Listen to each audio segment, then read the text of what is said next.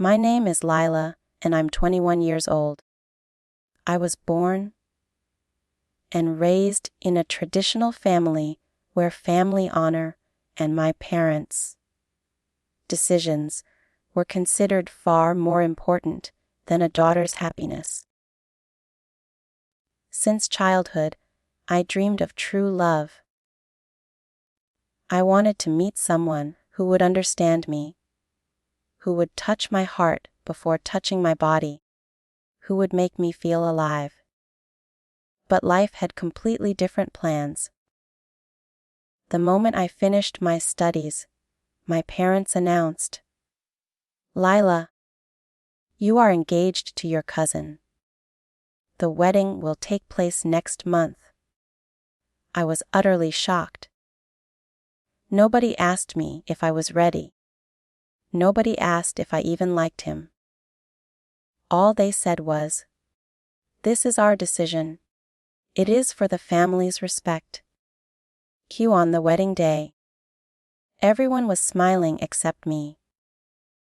I wore the red dress and the jewelry, but inside, I felt empty, like a bird trapped in a golden cage.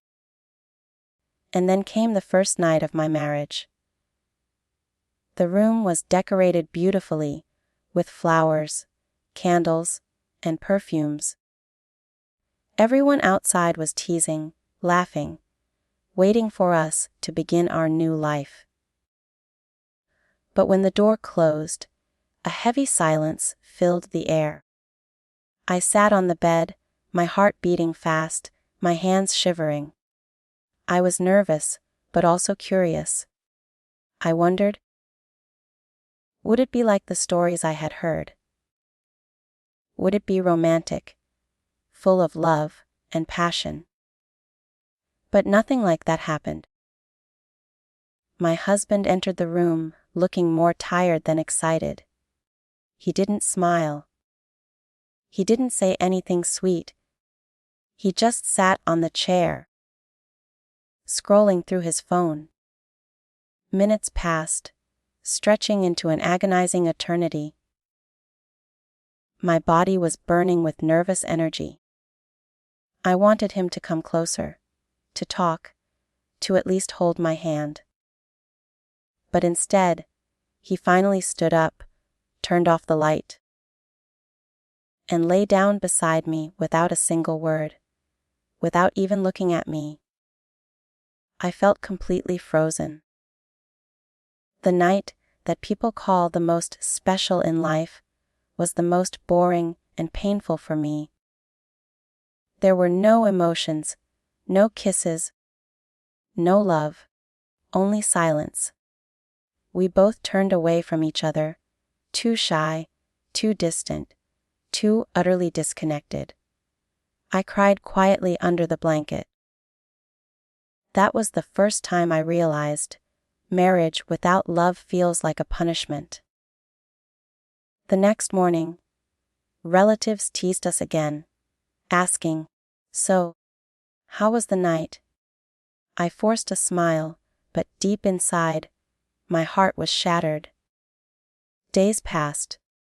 Instead of getting closer, we remained strangers sharing the same room. Sometimes he touched me, but only like a duty, never with feelings. I felt like an object, not a wife. My body was there, but my soul was missing entirely. When I tried to talk about dreams, books, or love, he ignored me. When I asked for affection, he became cold. When I looked into his eyes, I saw no desire, no passion, only crushing indifference. I felt trapped between physical closeness, without emotions, and emotional distance, without love. That is the cruel reality of many forced arranged marriages. One night, I finally gathered my courage and asked him, "Do you even love me?" He laughed and said, Love will come later. Right now, just do your duty as a wife." His words cut through me like a knife. Was I only a body to him? Was marriage just about duties? Not about feelings. That night, I couldn't stop thinking.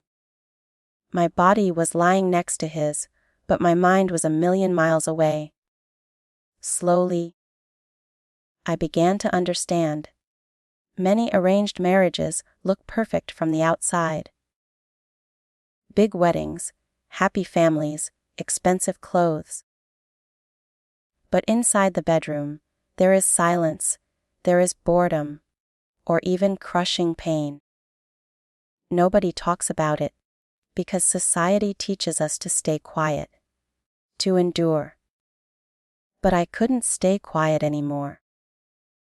I promised myself that if I ever shared my story, I would tell the raw truth. The truth that the first night of a forced marriage is not romantic, it is heavy, awkward, and often heartbreaking. The truth that a girl's heart is not a toy to be given away without asking her. The truth that without love, marriage becomes a prison. And this was just the beginning of my painful discovery about the dark reality of arranged marriages. Days turned into weeks, and weeks turned into months. My marriage felt like a long, dark tunnel with no light at the end. My husband and I barely talked. When we did, it was about food, money, or family matters. There were no sweet words, no laughter, no passion. Nights were worse. Sometimes he touched me, but it felt empty, like he was fulfilling a responsibility, not expressing love. I used to lie awake, staring at the ceiling, asking myself, is this all? Is this what marriage means? Just a body without a soul. The truth was incredibly hard to accept. I had no choice when my parents fixed this marriage, and now I felt I had no choice in how I was treated as a wife. My heart screamed for affection, but my lips stayed sealed. One night, I couldn't take it anymore. I asked him again, my voice shaking, "Why don't you talk to me? Why don't you try to love me?" He sighed heavily, a sigh that carried years of resentment, and replied, "Leila, I didn't want this marriage either. Our families forced us. We are just living what they decided. Don't expect love. It may never come." His words broke me completely, but in a strange way, they also clarified the tragedy. Tears rolled down my face, but I didn't let him see. I turned my face to the wall and cried quietly. That night, I realized I wasn't only unloved, I was unwanted. From that day, my life became a cold routine. Wake up, cook, clean, pretend to smile in front of relatives, and sleep next to a man who was close to my body, but light, years away from my heart. But inside me, a small fire began to burn. I started to think about all the girls like me. How many brides wear heavy dresses, smiling outside while dying inside? How many are forced to share a bed with a stranger in the name of family honor? How many live in silence because society doesn't want to hear the truth? The dark truth is that many arranged marriages are not about love. They are about control, tradition, and family pride. And the first night, which should be filled with care, comfort, and connection, often becomes the beginning of emotional abuse. One evening, While I was helping my mother-in-law in the kitchen, she said something that cut my heart. She smiled and whispered, "So, how is he at night? Is he good to you?" I wanted to scream the truth. No, there is nothing good, nothing special, nothing romantic. But instead, I just nodded and forced a smile. Because in our culture, you are not supposed to complain. You are supposed to accept. But inside, I knew acceptance was slowly killing me. Time passed, and the emotional distance between us grew larger. I started pulling away when he reached out. I didn't want to be touched like an object. I wanted love, not just physical closeness. I began to write in my diary. Every night when he slept, I poured my pain into words. I feel like a shadow in my own life. Marriage without love is worse than loneliness. I am a prisoner in a golden cage. Writing became my secret, sacred escape. One day while reading a book, I came across a line that stayed with me. Love cannot be forced. It must grow like a flower.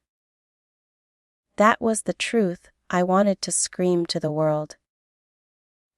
Arranged marriages without consent may look good to families, but inside they can destroy two souls. The first night of my marriage was proof of that. Now, whenever I look back at my wedding, I don't remember the flowers or the laughter. I only remember the heavy, awkward silence between two strangers forced to share a bed.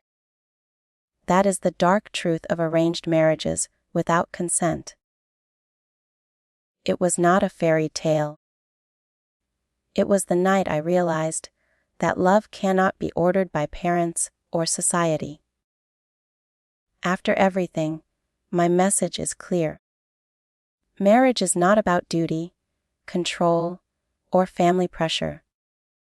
It is fundamentally about love, respect, and choice. Without these three things, the first night becomes the painful beginning of a lifelong emptiness.